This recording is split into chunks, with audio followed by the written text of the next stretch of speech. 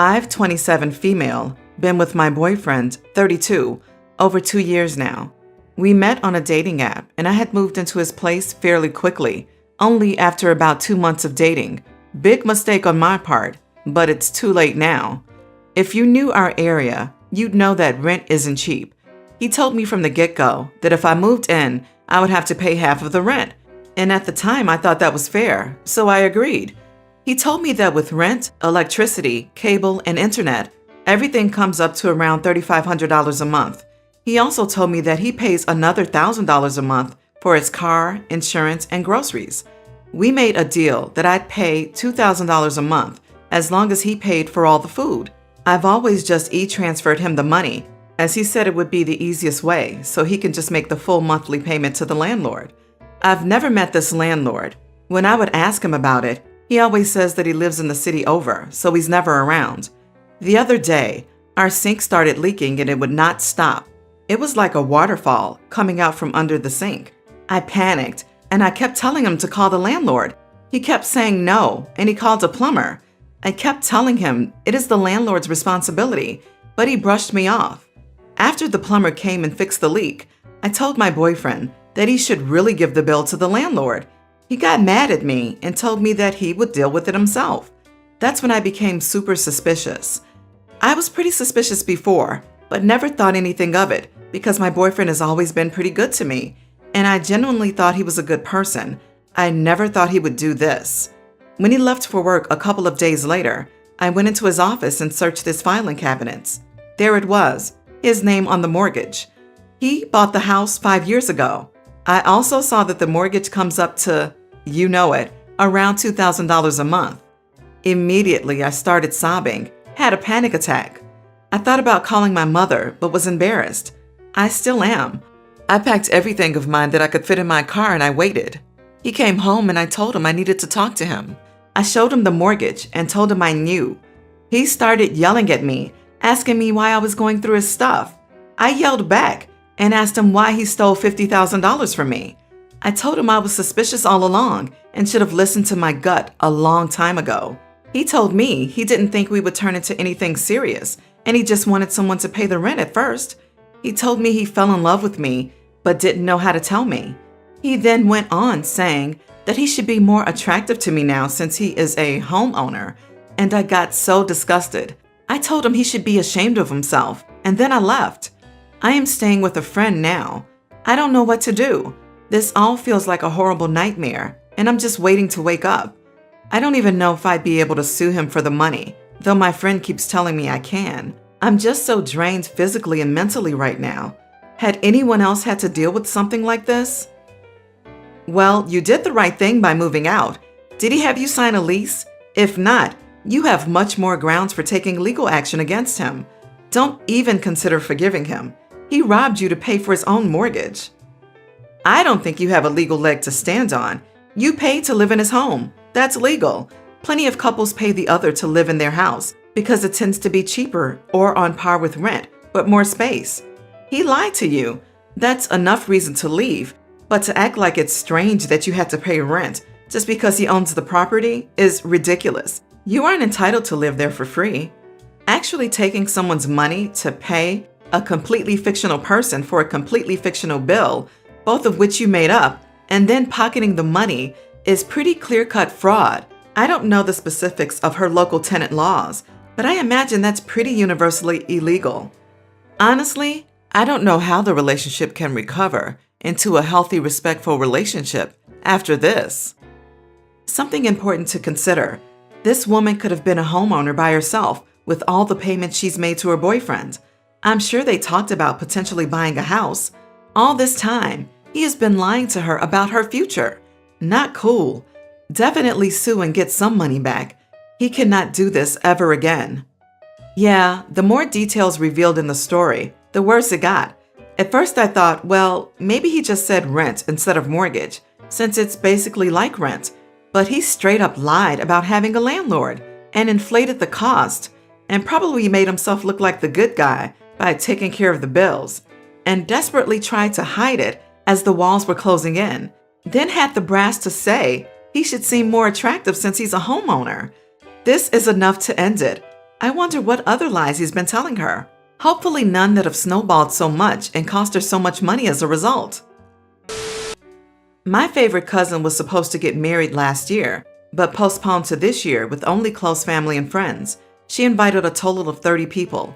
I was excited to go as I live alone and my parents died when I was in college, so I try to make family a priority when I can. At the wedding, my aunts kept picking at me for being single, as family does when you get to your mid-20s with no partner, and something in my brain apparently broke. I don't fully understand what happened, but I started crying, just inconsolable weeping. I remember slumping to the ground crying, but after that, it's like my brain just shut off. I don't remember saying anything, but according to my relatives and the hospital, I kept rocking and crying. The next thing I remember, I was in the hospital feeling very calm.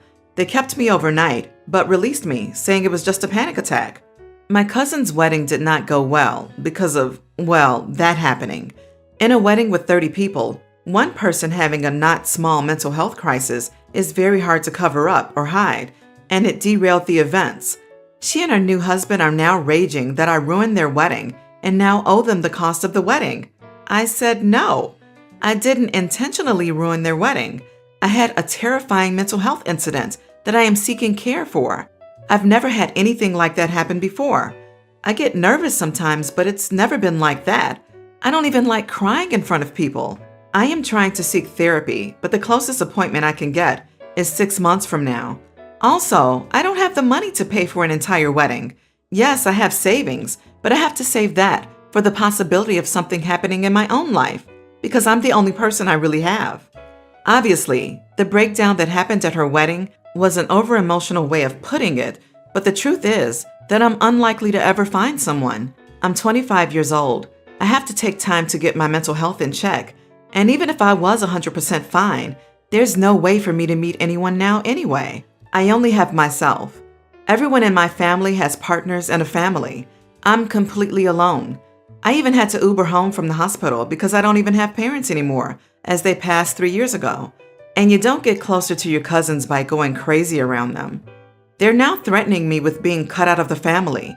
I told them they were only proving my point and have put everyone on mute since. Am I the idiot? Not the idiot.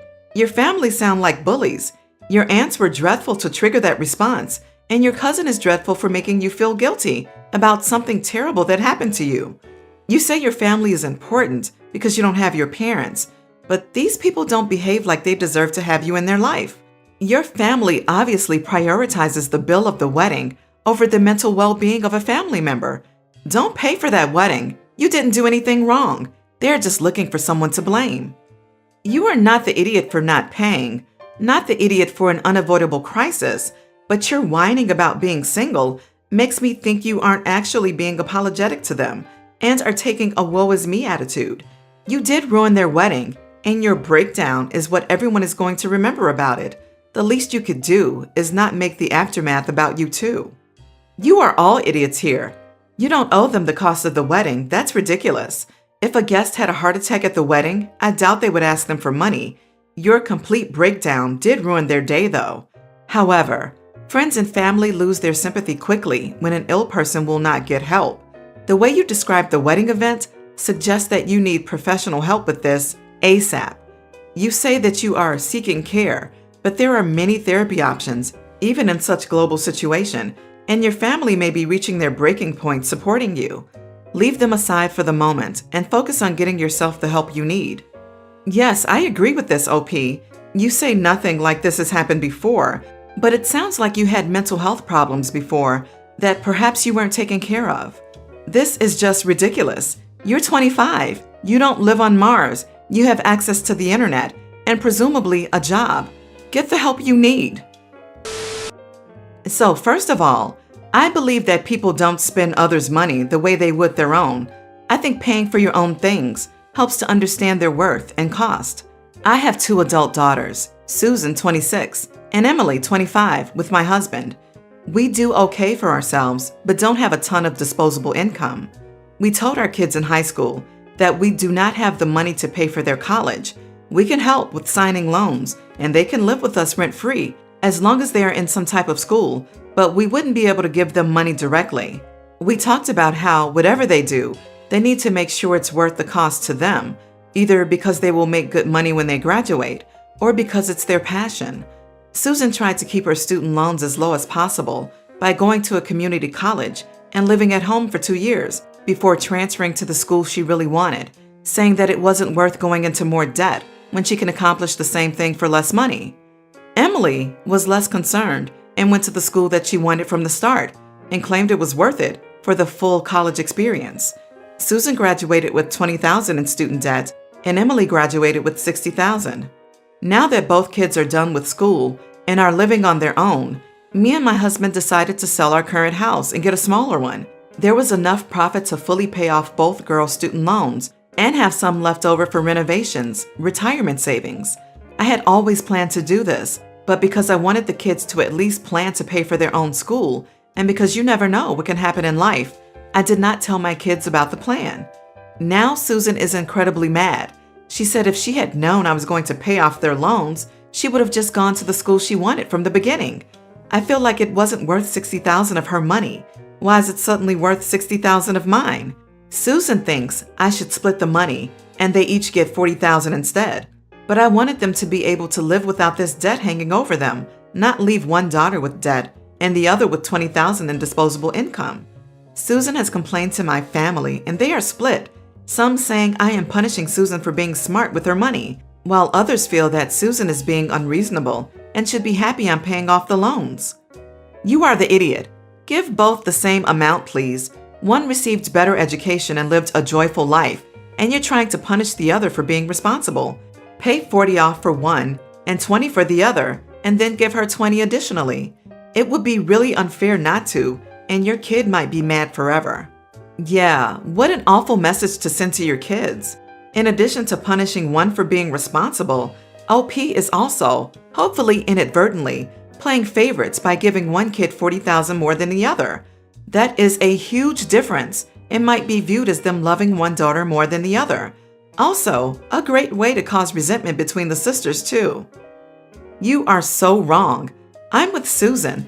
The fair thing to do would be to give them the same out of the house, regardless of the size of their debt. You are giving one daughter 3 times more than the other because she chose to run up more debt? Of course Susan doesn't see that as fair, because it's not.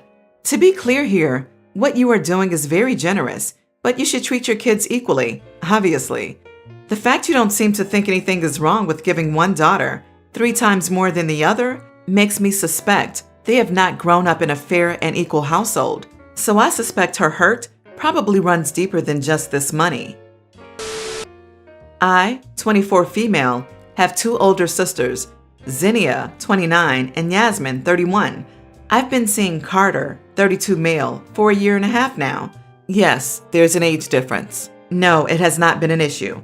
We don't live together, and initially, he resisted a relationship with me due to the age difference, and I was wary myself. But we had a lot of conversations and gave it a shot. He's honestly the best person I've ever dated. Communication is great. He respects me entirely, never raises his voice, takes me on dates whenever we can, cooks, helps around the house. Total dreamboat, basically. He's never made me feel inferior for being younger, never tried to parent or control me, encourages my social life, and is as supportive as can be. Anyway, when we first got together, I was 23 and he was 30, turned 31 a month or so after we made things official. I mentioned offhandedly to Zinnia that I was seeing someone, and she asked the standard questions. I was honest about his age, and she said, gross, lectured me about creeps, and I dropped the topic. My sisters and I are all best friends, and to keep the peace, I mentioned him at a minimum, occasionally mentioning a date we went on or a gift he bought me. Cut to last month. We're celebrating my sister's 29th birthday. I invite my boyfriend, and this is the first time he's meeting my sisters. So it's me, my boyfriend, my sisters, and their husbands. Things are going well. Carter is charming my brothers-in-law. We have some drinks, and then it starts. Zinnia starts off with casual questions that progressively get more pointed.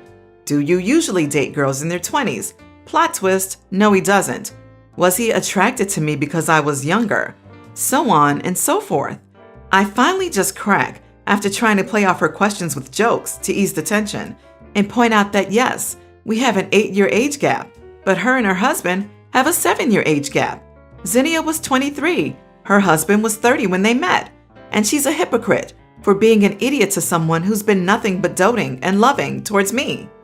We argue. She said she's trying to protect me by trying to humiliate my boyfriend, and it culminates in me telling her to get out. Her husband took her home. Yasmin says she doesn't have an issue with what I did, but kicking her out of her own birthday party in my house was maybe a bit much, and she left with her husband. Carter is supporting me, but says maybe I should apologize just so I can keep the peace. He doesn't want to come between my sisters and I. Zinnia went off on me when I called her a week later, told me I was an idiot. She was doing her job as a sister. Yasmin is just not even speaking about it because she doesn't want to take sides. I feel that I should apologize to keep the peace, but was I really the idiot for kicking her out of a party for her when she was that disrespectful? Not the idiot. She was drinking and behaving poorly. That's plenty of reason to send someone home. But the fact that she's in a relationship with a nearly identical age gap and a nearly identical starting point to yours makes me wonder if your sister is actually telling you some things about her relationship in her efforts to protect you. You are not the idiot. She was being purposely rude to you and your boyfriend in your own home. Her hypocrisy is enough to stand your ground on, but given how she treated you in your own home, it's you who is owed the apology. I get that Carter doesn't want to come between sisters, but he isn't. He's literally doing nothing but treating you well, and it's your sister who is out of line. You are all idiots here. When she made the first comment, you should have spoken with her privately and told her to knock it off or else. Her husband and your other sister are also idiots because they didn't do it before you would even have to. Making that scene was even more embarrassing to your partner and awkward to all the other guests. You and your sister both need to grow up. Me, 40 male, and my wife, 43, have 3 kids, older twins and youngest daughter. My son is gay. My wife doesn't hate him for it. She hasn't said it's wrong or threatened to kick him out. Well, at least not for the gay bit. But she does act like it's an annoyance or inconvenience.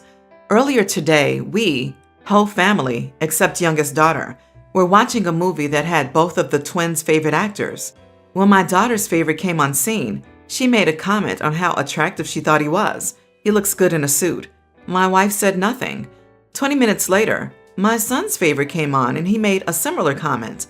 I forgot how good he looks in this movie. However, this time my wife rolled her eyes and made a loud over-the-top sigh.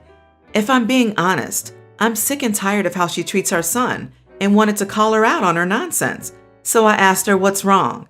She danced around the topic for a few minutes before blurting out that our son didn't have to be so gay on purpose. I reminded her that our daughter did the same about 20 minutes ago and she wasn't being too straight. I then called my wife a hypocrite and left. Almost immediately, both of the twins also left and went to their room. My son flashed me an apologetic smile on the way up. I know my wife doesn't hate our son, and I feel really bad for yelling at her and ruining the movie for the kids, and I could have just ignored her eye roll and moved on. But I just can't stand how she treats our son sometimes. Am I the idiot? Absolutely not the idiot. This was potentially a defining moment that could have made your son feel like he couldn't express himself to people in fear of being judged because kids notice things like this. That insecurity would have stuck with him, but now he knows you have his back and won't tolerate judgment from anyone, including your wife, and that you will protect him. You did the right thing by calling it out in an effort to shut it down. You're a good dad. You are not wrong. While she may not actively hate your son, it does seem she has a problem with him being gay, which is a problem. If she can't accept all of him, then does she really accept him at all? One of my children is not straight, and I can't imagine treating them that way, in any way differently than my straight kid. It just would not occur to me. You are not the idiot.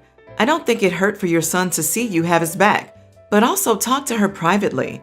Your son doesn't need the guilt of thinking he has caused problems in your marriage, on top of knowing his mother is disappointed by who he is.